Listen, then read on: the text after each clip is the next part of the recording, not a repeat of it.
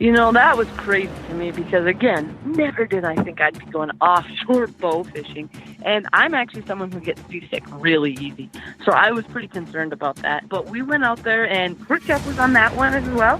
So we are offshore. We've got sharks swarming.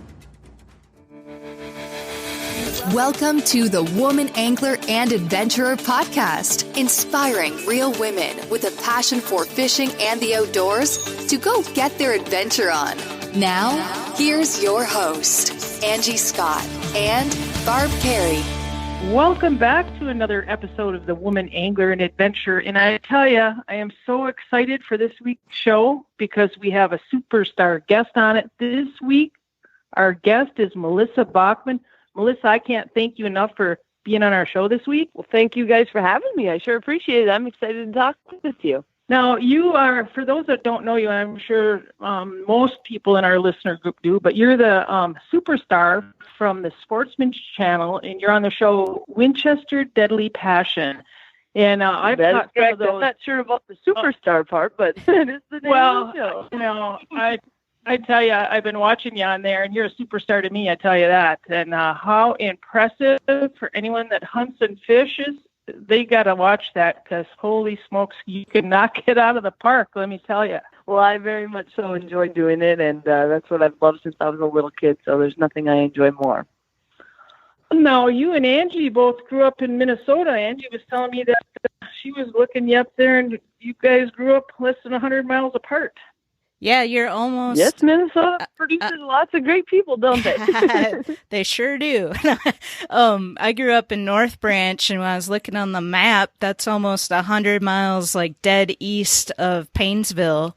So it's kind of cool to see that. And I watched some of your childhood videos, and I saw one where you were trapping gophers, and I grew up doing that as well.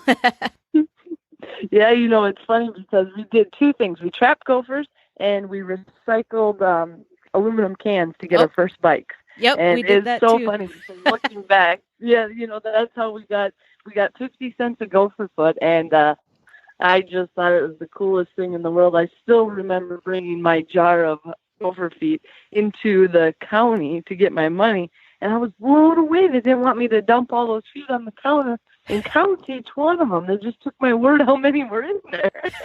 Oh, my gosh. I laugh about that thinking, oh, my goodness. What can you imagine this little girl coming in with her gopher feet wanting to dump them out and count them out for you?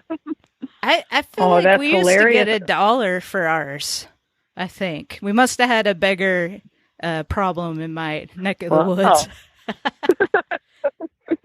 I feel like I missed out. I grew up in the UP. There was not a bounty on gophers up there.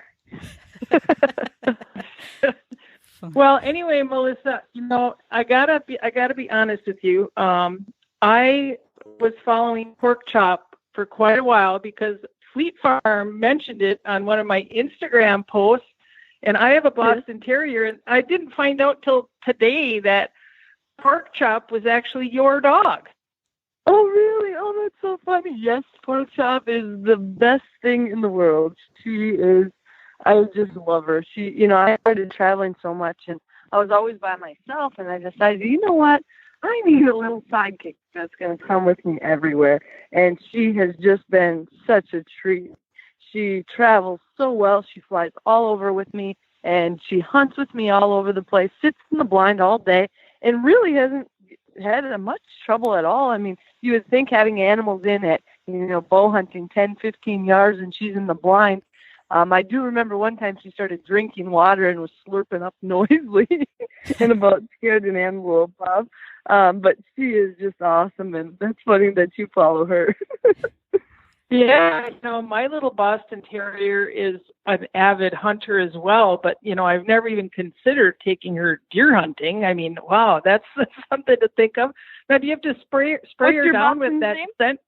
Her name is Stella. Oh, cool. Yeah, she's a trip, man. She hates fishing, but she loves hunting. And I feel like she should have her own page so she can follow Pork Chop too.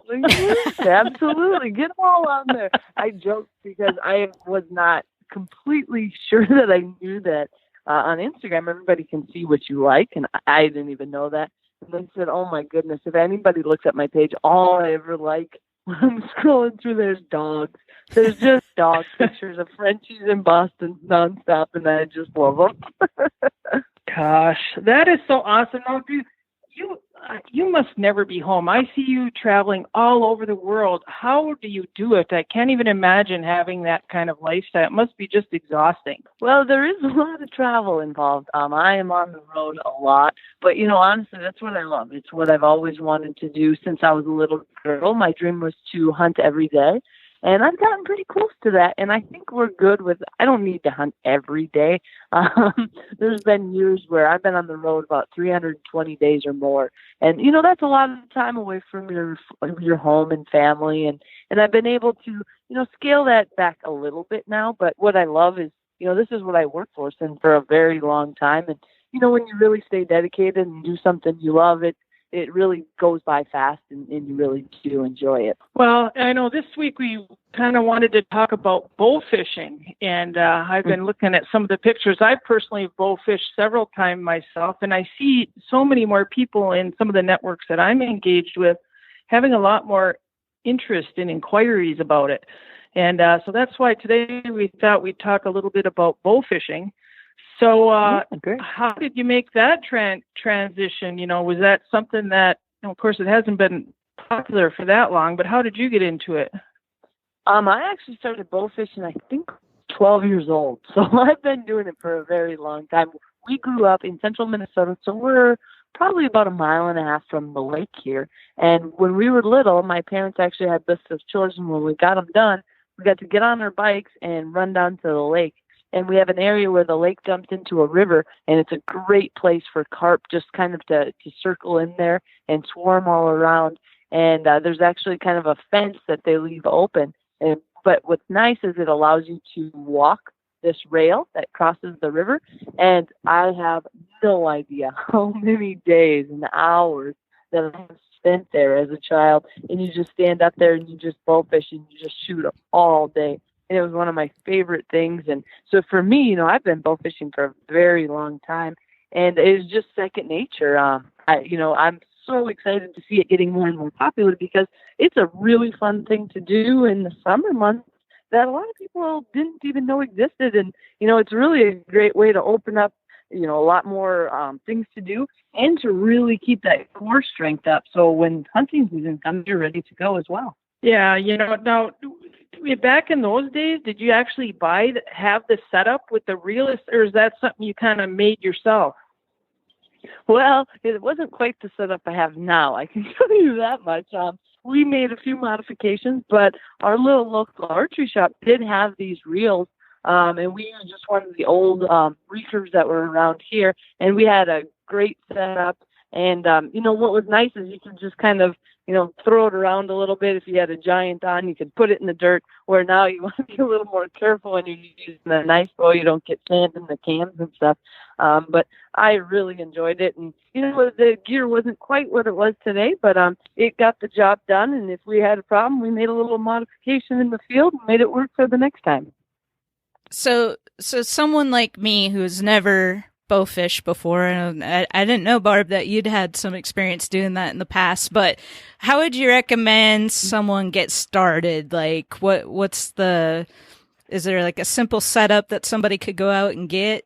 Well, if you look actually at Fleet Farm, they have this great deal where they have packages that are pre-set up. It's got literally everything you need all in one package, which is really nice for people who just aren't sure what they need. But the other great option is now that the bow fishing companies have come up with so many little adapters and things to make it easier that you could take your regular hunting bow and outfit it for bow fishing throughout the summer and then switch it back to a hunting bow during the fall. That's always one option. Or you can always get another option where, you have a special set-aside bow just for bow fishing.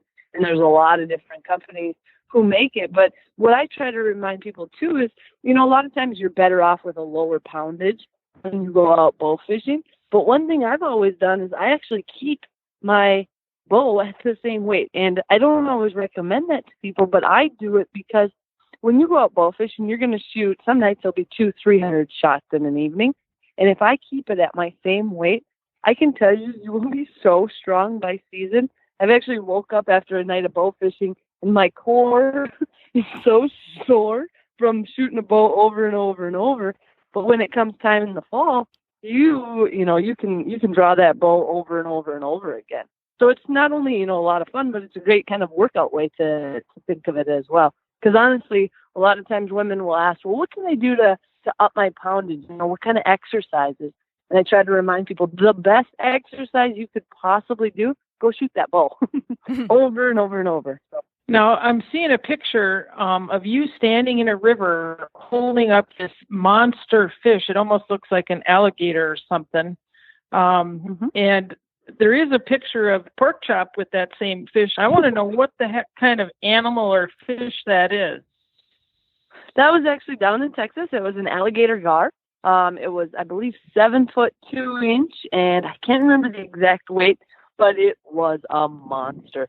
And you go down there and you're on a river, and they actually roll. They come up, and you have to be really quick shooting. You don't have a lot of time. I went down there, and I just got very lucky, and we ended up with this giant, and it was truly kind of the top of all bow fishing. Growing up in Minnesota, never ever did I think as a little kid someday I would catch something like this bow fishing, and I was just so excited, and I think you can see that excitement. And it's actually funny because I've posted the videos, and I did a show on it for Winchester Deadly Passion, and people have come and they said, there is no way you lifted that up by yourself like that. You must have had hoists or there's something in the river. And I said, no, but I can tell you what, I was covered in slime by the time we were done taking those pictures. Well, I tell you, all anybody has to do is look at your arms in those pictures, and they're going to know that you're able to pick that up because there's some, the strength is obvious, that's for sure. Yeah, I like to go to the gym by going bow fishing and catching big giant things. That's my idea. I love it. Yeah, we're gonna include that picture in the show notes of this episode if that's okay with you, because that's just an awesome shot. Another fun thing with that is Pork Chop was with me on that boat, and we started bringing this fish in, and her favorite thing is to lick every fish. And I'm thinking, oh, Pork Chop, this fish can eat you, don't lick it. And we get it on board, and she's licking away, and she's getting by that mouth, and I thought, oh, no, I don't want something to happen to you from a giant fish I just pulled out of the water. But she really enjoyed it, probably just as much as me. So that was a pretty fun adventure for Pork Chop and a fun one for me as well. God, yeah, she's in a picture there with you and that fish. She doesn't look too thrilled in the picture, but yeah, she's going to work on that face every once in a while. I think she's mad at me right there. Yeah, makeup for Pork Chop. Yes. But realized how big it was, and that it could probably eat her. So she might have had a little fear in those eyes. Now, you've gotten to bowfish in some pretty neat locations, and one I saw episode you did actually offshore bowfishing. What was that experience like? That was crazy to me because, again, never did I think I'd be going offshore bowfishing. And I'm actually someone who gets seasick really easy. So I was pretty concerned about that. But we went out there, and Pork Chop was on that one as well. So we are offshore. We've got sharks swarming. I got a tuna. And what's crazy is not only do you have to be a good shot, but you have to have such good balance because you're standing up on the edge of that boat and the waves are just coming in and crashing around and everything is kind of chaos. And especially with those tuna, they are so fast. So that was truly probably one of the best accomplishments I've ever felt like I've done as a hunter because they were so fast. And, I don't know if it was luck or what happened, but I got it on probably my second or third try, and it was an absolutely perfect shot. And you really just start leading them almost like you would like your waterfowl hunting. So it's crazy, how different types of hunts all come together. And never did I think, shooting ducks and doves back home would help me lead to shooting a tuna with a bow fishing. But I do believe that really did help. And, that was awesome. And tuna is my favorite fish to eat. So it was pretty cool to be able to pull something like that up. And and it made it really fun too, because Rob Moran, the guy that was the captain, I mean, he was so proud and so tickled. We just had a great time, and he was actually holding kind of the back of my shorts as we went, because he was afraid I was going to go overboard. But we did it as a team, and we had a great time, and Pork Chop didn't fall in or get sick, and neither did I. Wow, that was awesome. Yeah, you don't want to fall in there, man. You're right in the food chain. I saw those fish on that show, and that they were ready to have a feeding frenzy on anything that fell in it. Now, that's something different, because you can't reel those in. You got to, they put something so they kind of, you can follow them around until they wear out a little bit. Is that what happened? Mm-hmm. Yeah, and that was what was really interesting, because I didn't really know on gear how to set up to go down there, because not very many people had ever done this. I had looked online and asked a few questions. So I brought a variety of gear. But yes, the big thing when you get, something really, really big on is you just kind of let it all wear out. And then we actually had these, it's almost like a bungee cord, if you will. And you just keep putting it out with a really big float at the end, and it lets them tire them out for a little bit. And then you're able to hand line it back in. So, there's a lot of different ways to do it. But what I've learned with hunting and fishing in different places is, I just go out for the adventure, and then I try to adapt as much as I possibly can on the fly. You learn from the people you're with. You ask questions, and let's face it, some of it's just what works and what doesn't, and just kind of going from that. Maybe people think, well, you must have an idea of exactly how to do this before you went. No, I was just pretty much learning on the fly, but we made it work. Yeah, and people, I think, more people are getting excited about bow fishing, but one thing that they got to realize is the regulations are really different state to state. You just can't go bow fishing after any fish. So I know Wisconsin, it's pretty limited on what you can go after. Mm-hmm. A lot of states are pretty good with carp. Usually that's pretty good. Anything beyond that is really, really touchy state to state. So that's one of the most important things is I always recommend to people, if you've got questions, call your local game warden and talk to them and tell them what you'd like to do and ask them questions. They're thrilled to talk with you, and I think sometimes that's the best way to go about it. And that way you can ask more specific questions and get right to the bottom and make sure that you're on the right side of the law. Yeah, that's great advice for sure. Have you run into any controversy? I mean, obviously when you're bow fishing, it's not a catch and release situation. I was just wondering what kind of reaction you've seen out there from your experiences. I've actually been kind of blown away by it, because I've had people, our own hunters and fishermen, who will start giving you grief about it. And I said, you know what? Wait 1 minute here. I like to eat fish. And that is great that many people catch and release. There's nothing wrong with that. Bow fishing is not a catch and release sport. You are going to keep what you get. But there's a lot of things that can be done with a lot of different fish. And just because they see you shooting a carp and they think you may not eat it, carp is a rough fish. There's way too many of them. They devastate lakes. And some people eat them, some people don't. We do. We smoke them. But I have been surprised at, some of the kickback you get on it. And honestly, I'm pretty vocal when it comes back to it. If people want to call me out on stuff like that, that's fine. And I try to remind them, hey, I like to eat things, and this is what we do here. So you just try to put people in check a little bit and remind them that, hey, we're all on the same team here. Let's not do it. The only thing I always want to remind people, especially bow fishermen, is one, it is illegal and it's wrong. You never leave your fish on shore there. There are places that have bins that you can dispose of carp in places that they're problem area, and there's a lot of different options. But you just always want to really think that through and follow the laws and be smart about it and be a good sportsman out in nature.